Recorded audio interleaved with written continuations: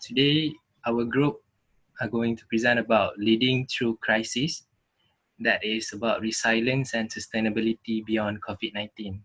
So I'll be talking about the introduction first, and then after that, my friend Q, Hanim, and Sophie will talk about the rest. Okay?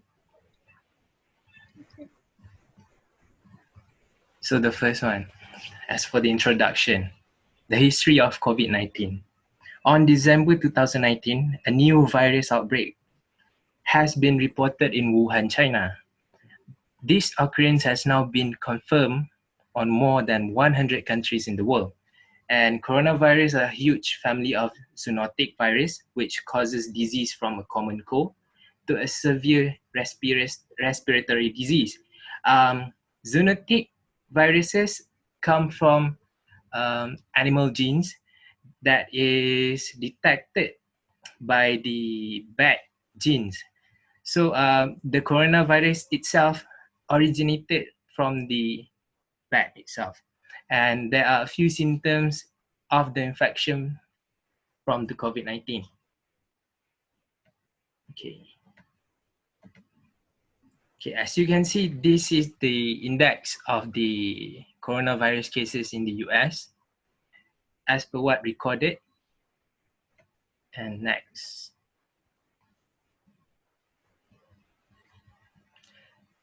So the effect of mental health suffering among United States citizens, because the current pandemic is affecting people's mental health as much as their physical health.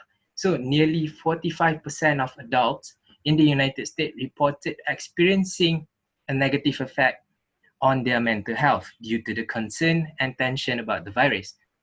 So many individuals'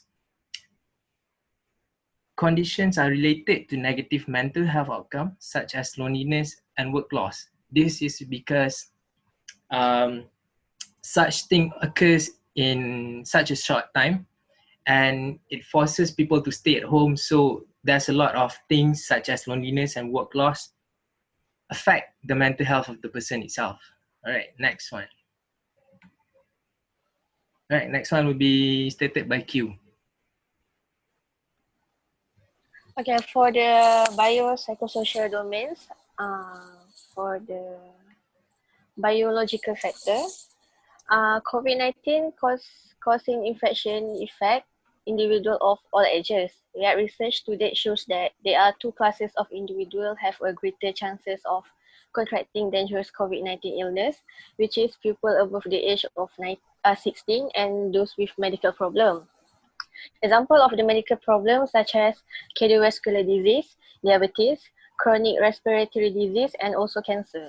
People with medical problem might face bigger challenge with their mental health state because the limited of social networking and social distance may limit opportunities to obtain support from friends and family members that can causes more harmful trait to individuals with mental illness.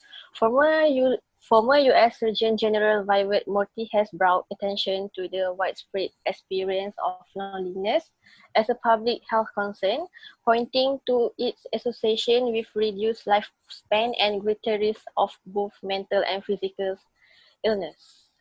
Next, for the Okay, I'm going to talk about psychofactor. It's social distancing and the fear of anxiety about COVID-19 cause strong emotion and lead to stress. And it's make people feel isolated and lonely. Because of lockdown too, also give a negative impact to my emotion and physical health, like stress a lot and overthinking a lot. Also, psychological effect to US citizens, like such as depression, like substance abuse, post-traumatic stress disorder, and suicide. That's all. I'm gonna let Sophie talk about social factors.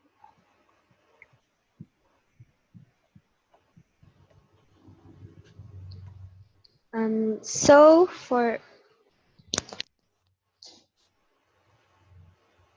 for the social factors, these are the incidents that has happened and still happening during the pandemic. I'll be sharing the negatives and positives today. So I'll start with the negatives. For example, at the start of the MCO, or also known as quarantine, people around the world has been panic buying, and that means people has been buying things till they're off the shelves at the market. Next is the racism. We all know that the virus has started from the country Wuhan, China, and that has gotten us Asians hate from angry non-Asians. But racism has been going on for a long time, but for this time it's much, much worse. Since everyone is under quarantine, a lot of people has lost their jobs and has become homeless. Those are a few negatives. Now we'll move on to the positives. First, if people are paying attention to this, the pollution of air, water has lessened, and since we are all staying at home, people have been littering less. I heard that in Malaysia, the river animals has come back and play. So I think that's a good thing. Um, Next is, since people has been bored staying at home, everyone has suddenly became a professional chef. If you have heard of the trend Dalgona coffee and the TikTok recipes, then that is a good thing that they're picking up the hobby. Since we're talking about food, we need a healthy lifestyle to burn those fats we consumed. Most of us has been at home exercising by watching YouTube videos. So those are a few ups and downs for the socials. Thank you.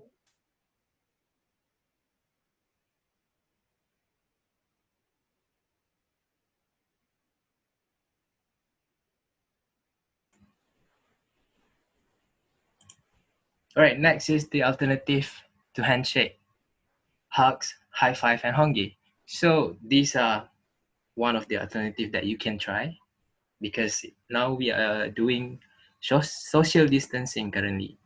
So this is a good tips for you.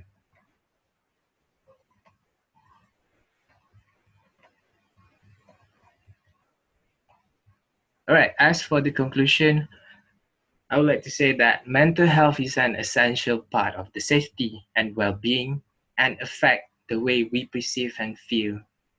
And it also affect our behavior.